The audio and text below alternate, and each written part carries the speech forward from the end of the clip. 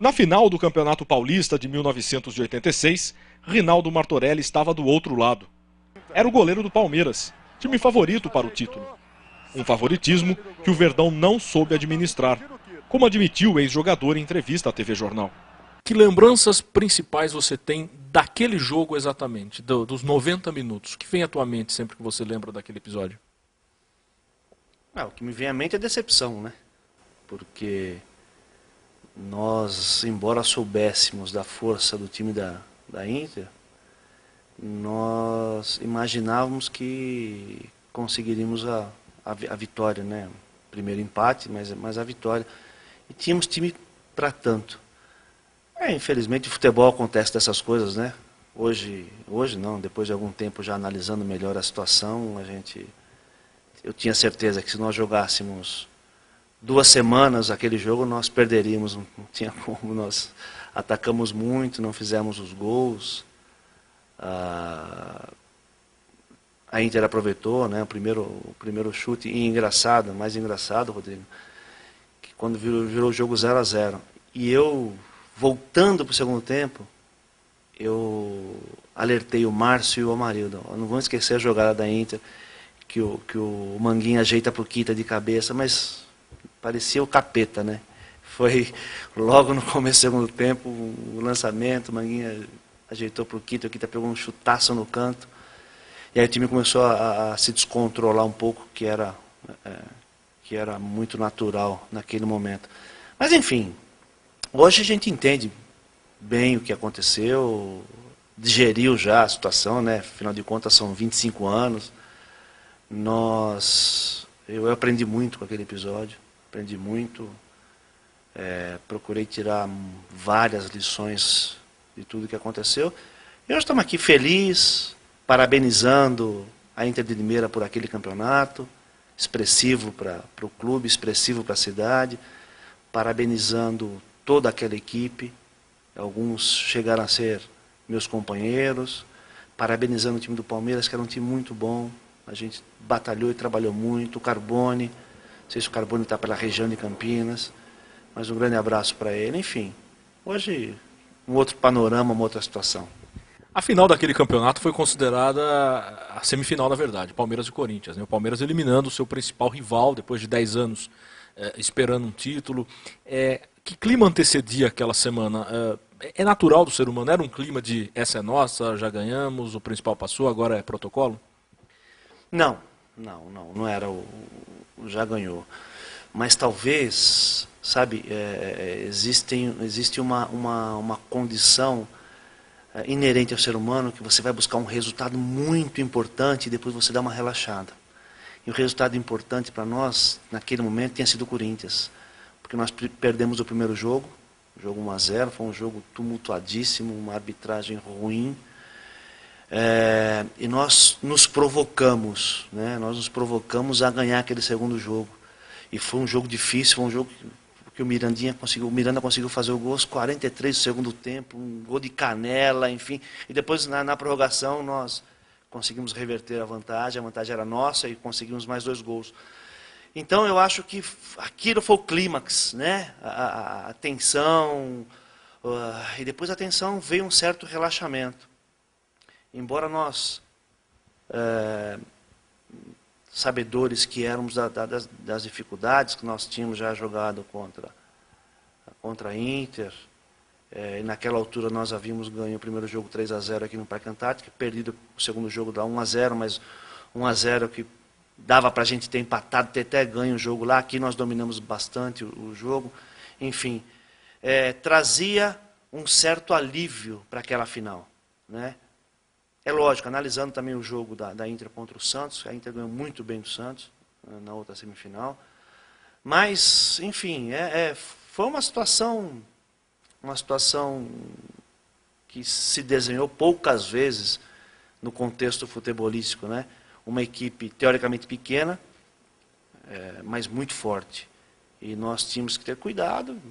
Quanto tempo levou para a ficha cair? Caiu de imediato, a hora que o juiz apitou o final do jogo? Vocês já perceberam o tamanho daquele desastre naquele momento? Na verdade, foi cair a ficha do estrago depois de algum tempo. Nós não saberíamos, naquele momento, que o Ducílio apitou o final da partida, qual era o tamanho do estrago, quais eram as consequências. Mas nós imaginávamos, né, como todo profissional, essa é a grande diferença que existe na nossa categoria, assim, que o profissional, ele não ganha uma partida por ganhar, ele ganha a partida pela sobrevivência, pelo próximo contrato, pela melhora de vida, né? E nós não sabíamos qual era o tamanho daquilo. Com o tempo nós percebemos que o estrago foi grande, sim. A gente tinha planos, enfim, tinha um monte de gente cotado para a seleção, eu estava cotado para a seleção. Martorelli atuou como profissional por 14 anos. Passou por equipes como Taubaté, Paysandu e Goiás, além do Palmeiras. Desde que parou de jogar, ele se dedica a uma outra missão. Dirige o Sindicato dos Atletas Profissionais de São Paulo. Foi na sede da entidade, na capital, que o ex-goleiro contou detalhes daquela histórica final. Eu lembro que a gente tentava a todo momento motivar a equipe, mas o primeiro gol abalou bastante. Abalou bastante e a gente fica um tanto quanto amarrado, né? Naquela condição. Se você não consegue aí 4 ou 5 pessoas, jogadores para poder reanimar, estimular, fica mais difícil. E nós, na verdade, nós tínhamos pouca gente assim, né? O Wagner Bacharel, que era o capitão do time, era outro líder do time, ele se contundiu na primeira partida, ele não jogou na segunda. Isso ficou restrito muito a mim, a tentar, do gol, estimular todo mundo. A gente percebia que mesmo aqueles que tinham um pouco mais de experiência, já tinham jogado mais, também se abateram. Era o caso do Éder, do Jorginho Putinati, do Mirandinha, enfim. E foi difícil a reação. Foi difícil, mesmo assim, mesmo difícil a reação e de forma atabalhoada como ela aconteceu, nós ainda assim perdemos um monte de gol. Isso que demonstra um pouco que a nossa equipe também era tão boa quanto a da Inter. É essa situação até psicológica dos jogadores que explica aquele segundo gol, aquele lance que entrou também para a história e acabou marcando a carreira do lateral? Não, aquele segundo gol pouca gente entende. Pouca gente entende, mas o segundo gol foi uma fatalidade. Porque quando talvez o Pecos deu o chutão para frente, que ela via jogo, eu comecei a sair, a bola bateu, e normalmente ela bateria e viria para o peito do alemão, do Denis. Ela bateu e ela amorteceu, ela pegou na barriga, ele ficou sem ação. Foi exatamente no local do corpo que tirou a ação dele. Quando tirou a ação, o Tato muito inteligentemente passou correndo, deu um tapa e já me tirou da jogada, né? Então, foi uma fatalidade mesmo. O alemão hoje está bem pra caramba, o Denis está bem pra caramba. Hoje ele é auxiliar do Sérgio Soares, que estão fazendo aí um ótimo trabalho no futebol. Daqui a pouco eles estão no grande clube. Você falou em lições, né? Que lições foram estas que você tirou desse episódio? Olha, o recomeço, né? Porque a gente teve que recomeçar. É sempre importante o recomeço, é sempre importante você cair de pé. É sempre importante, eu trago isso para a minha vida hoje. Você se prepara, você é obrigado a se preparar para as coisas. Você é obrigado a usar de boa fé para as coisas. Mas nem sempre você alcança o resultado, né? E no futebol principalmente é assim. Então nós treinávamos muito, era uma equipe que treinava muito. O Carbone, o professor Lacerda também, sempre, a gente treinava muito. Era uma equipe que estava muito junto. A não ser o probleminha que tinha entre o Edmar e o Mirandinha, né? A gente treinava muito, era uma equipe que estava sempre muito juntas.